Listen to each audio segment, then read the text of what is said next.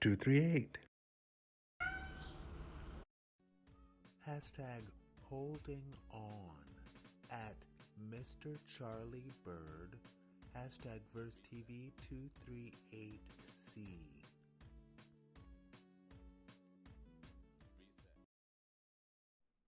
Summary.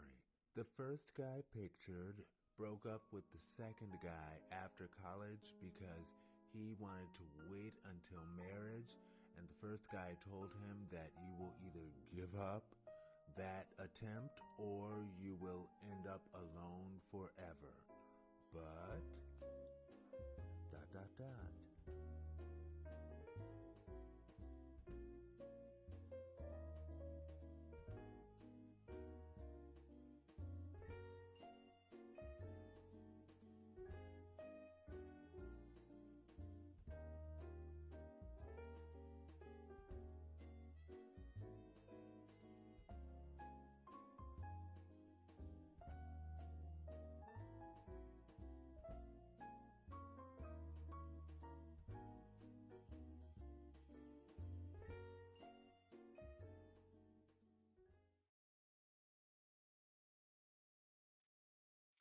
Isn't it so marvelous that the good guy always wins?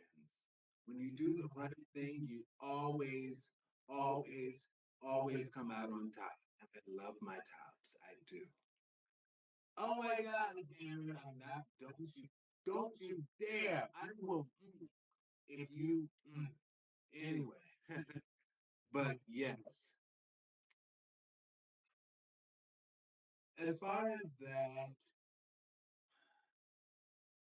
I think it's marvelous that his decision led him to love.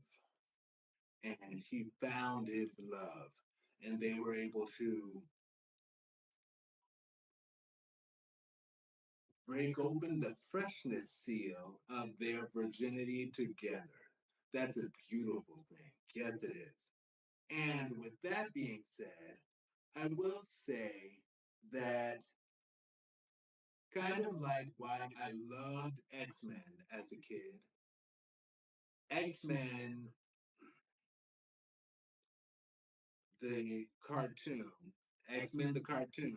See, I'm showing my age, you know. I'm 40 years old. And I would love the X-Men cartoon because while other cartoons, when I was that age, would always have a clear good versus a clear evil, X-Men would actually show the fact that it's not always just a distinct good versus evil.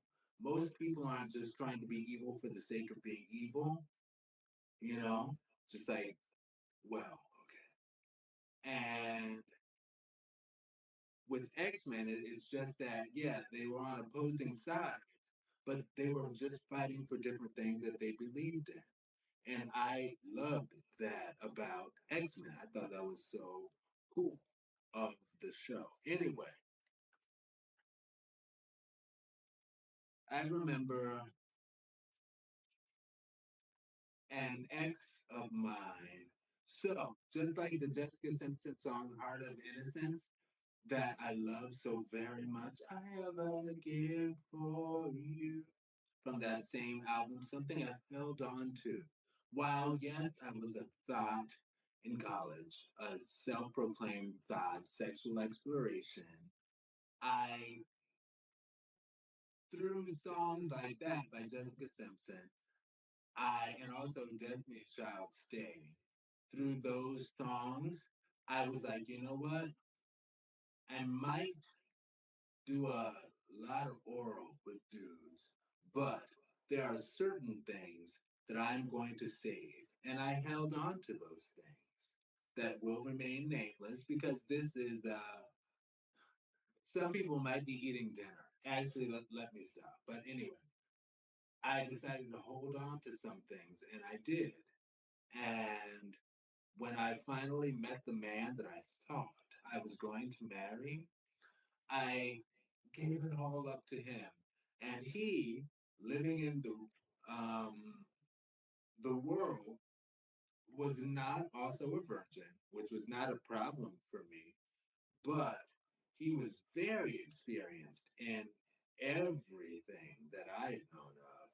And he was actually upset with me for not being as skilled at the game of sex on that level. And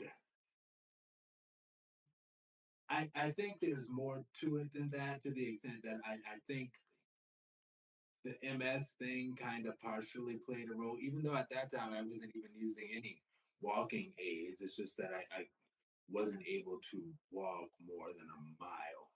But I think stuff like that is what got him to like dig in with things that he was really not satisfied with.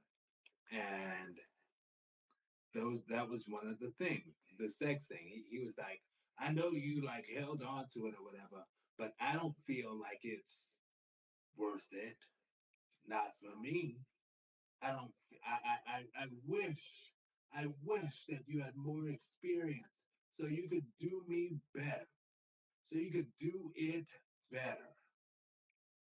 Anyway, so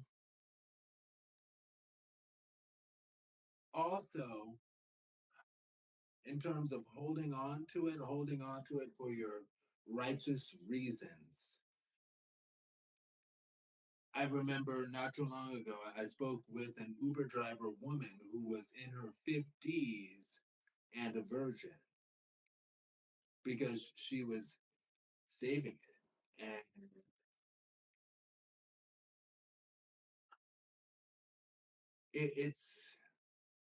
it's complicated, just like X-Men. It's complicated because on the other side of that exact coin is the fact that abstinence is the safest way.